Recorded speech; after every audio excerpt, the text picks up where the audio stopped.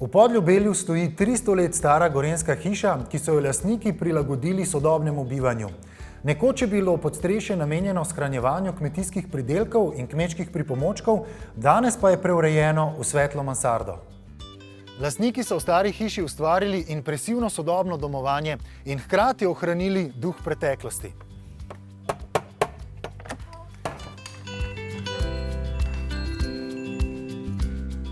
Gospod Vojko, zakaj ste se odločili za obnovo te stare hiše, ne pa za njeno rušitev in postavitev nove? Jaz tukaj živim od svojega 6. leta in kasneje sva z ženo ustvarjali družino. No in nekje okrog 1993 sva premetavala misli ali iti v novogradnjo ali v obnovo te stare hiše. Odločili sva se za obnovo. Razlog pa predvsem leži v tem, da je v tej hiši neko dušo ima, nekaj je v njej. Nikoli nisem raziskoval, kdo vse je živel tukaj, kaj vse se je dogajalo, ampak če bi te zidovi znali govoriti, verjamem, da bi veliko znali povedati. Ne? Je pa konec koncev, ta hiša bo čez 5 let stara 300 let in ni veliko takšnih hiš s to starostjo in mislim, da je to za spoštovati. Gospa Živa, včasih je bila v starejših hišah funkcionalnost prostorov precej drugačna, kot je to danes. Ja, precej drugačna. Predvsem se je hiša že po svojem volumnu prilagodila razgibanosti zemljišča in vremenskim razmeram. Hiša, pred katero stojimo, je vrhkletna, kar pomeni, da so v pritličju v kleti bili hlevi in prehrana oziroma skladišča. Potem smo se pa okrog hiše dvigali in prišli po gornji polici do vhoda v pritlične prostore, ki jih je bilo zelo malo. Velika veža na eno stran, glavni bivalni prostor, hiša, iz nje mogoče kamera, pa na desno še kakšna kamera. Podstreha je imela pa predvsem to funkcijo, da je ščitila bivalne prostore pred vremenskimi vplivi, pred pregrevanjem poleti, pa pred hlajenjem pozimi. Visoka je bila pa zato, da je po svojih strešinah čim hitreje odplavljala od ostenja, dež, sneg, pa da so za izdelavo ostrešja porabili čim manj lesa. Ko pa se je družina povečala, ko se je dvigala kultura bivanja, pa niso bili več zadovoljni, da so v enem samem prostoru bivali in spali cela družina, ki je bila velika. Včasih je bilo po 6-7 otrok. Starša sta se umaknila eventualno v kamero, so pa začeli izkoriščati tudi podstrešne prostore in so gor najprej v srednjem delu naredili začasne kamrice, najprej za otroke, mogoče za kakšne pomočnike, hlapce. In šele v današnjem času z novimi materiali, z novimi izolacijami se je pa življenje dvignilo tudi v ta velik podstrešni volumen. V glavnem so kamnite zidove vedno zaščitili z apnenim ometom in apnenim beležem. Če je bila bogatija, če je bila hiša premožna, je bil ta omet debel. Če je bila revna, je bil omet zelo tanek, ker je bila mivka in apno sta bila dragocena materiala. In potem s časoma je pa apno popolnoma izpodrinil cement, s tem, da ima apno izredno veliko dobrih lastnosti. Je ne samo, da je vlagoodbojen, da diha, da ni toksičen, da je njegova proizvodnja malo osnažuje okolje. Tako da danes, če ga merimo skozi ta merila trajnostnega razvoja, je apno daleč pred cementom, ampak žal v mnogih hišah pri prenovah še vedno kamnite stene omečajo s cementnim ovojem. Tukaj se pri tej prenovi ni zgodilo, je, moram reči, ena redkih hiš, ki so bile prenovljene v zadnjem času, kjer so lastniki uporabili apnen omet za ponovno zaščito kamnitega ostenja. Je mogoče ena taka lepotna pomanjkljivost, ki se je pač razširila po celem slovenskem prostoru, to je ljudem postalo všeč, da pustijo nekaj kamnov, da se vidi. Zdaj, to vzor zato je prišel iz obnove visoke kulturne dediščine, se pravi ali spomenikov lokalnega pa državnega pomena, ker so te stavbe se počasi razvijale, tudi ta hiša je v izvorni podobi bila veliko manjša, potem so jo pa počasi dodajali in razvijali. In ko so se take stavbe razvijale, so potem pri prenavljanju pod ometi našli kakšno zazidano okno s kakšnim gotskim okrasom ali pa kakšen kamen s kamnoseškim zapisom. To so potem odstrli, zato da mi to dragocenost vidimo, in ta odstiranja so se se potem kot neko krasen element prenesla tudi pri prenovah v nekatera območja. Če gledam zelo z ozko strokovnega stališča, se takim posegom izogibamo, ampak je pa to stvar, ki jo tudi lahko z levo roko odpravimo. Velika pohvala gre lastnikom predvsem za uporabo apnenih ometov, apnenih veziv, da so pri prenovi volumen v celoti ohranili, da so v bistvu notranjo razporeditev prostorov prilagodili temu volumnu in, kar je še posebej vredno, da so ohranjeni vsi umetnostni kamnoseški izdelki, to so okenski okvirji, še iz časa baroka, kovane mreže. To je danes velika vrednost, pa tudi redkost, na katero so lahko ponosni. Mislim, da ta vrednost bo s časoma še rastla. Kako pa je ta obnova potekala? Ta obnova je bila pa tako po korakih, se pravi, ni bilo vse naenkrat. Najprej smo šli urejati pritličje, en del, potem pritličje drug del. To se je v bistvu odprlo stene, se jih je sleklo tako rekoč do kamenja. Vse inštalacije so nove, novi so tlaki, umeti. No, ko smo pritličje uredili, smo pa naredili premik v mansardo, kodr smo tudi zdaj.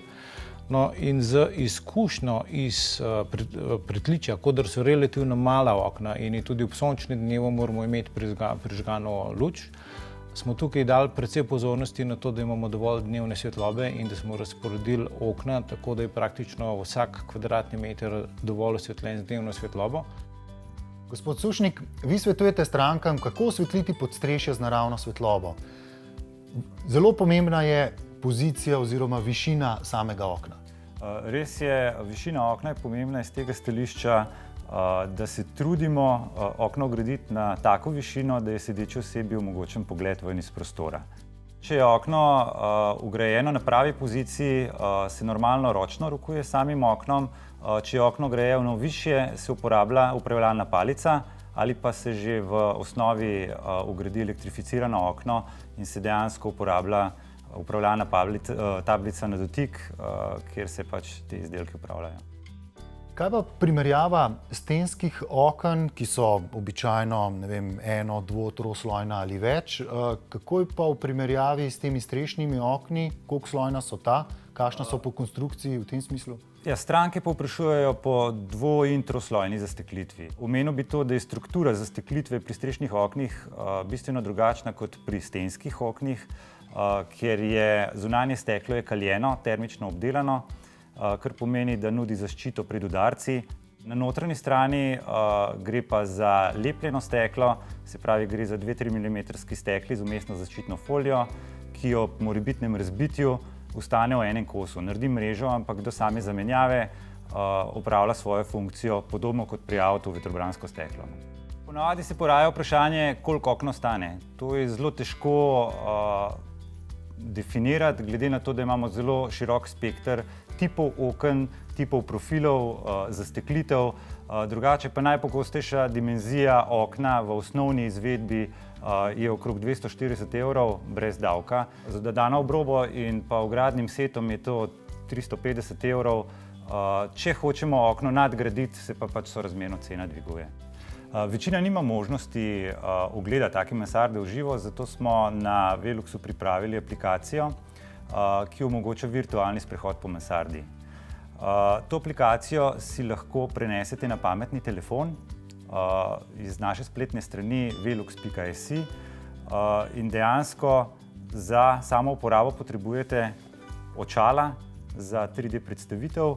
Aplikacija se naloži, telefon vstavi v sama očala in dejansko se lahko stranka ogleda realno stanje oziroma realno sliko same mansarde.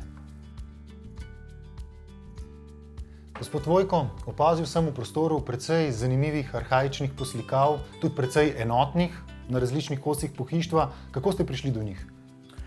Ja, to pohištvo ni tako staro, kot je ta hiša. Je mlajše, je staro približno 40 let. Izdelal ga je pa moj oče, ki je pridobil naziv umetnostni mizar, tako da se je ukvarjal z izdelavo takšne vrste pohištva. Poslikavo so delali tudi nekateri umetniki, moram se pa pohvaliti, da sem pa nekatere stvari tudi jaz poslikal pač kot tam nek 15-letni mulc. Nadaljujete to tradicijo? Ja, tako ja. Je tudi verjetno ta vpliv očeta, ki je iskal motive tudi v Etnografskem muzeju v Ljubljani. Verjetno se je prenesel tudi na mene, zato tudi verjetno ta hiša izgleda takšna, kot je, v bistvu stara. Ne. Kaj pa te motivi, vam kot strokovnjakinji na tem področju, so to, bi rekel, novejši, starejši motivi ali so to zelo, zelo stari, več stoletij?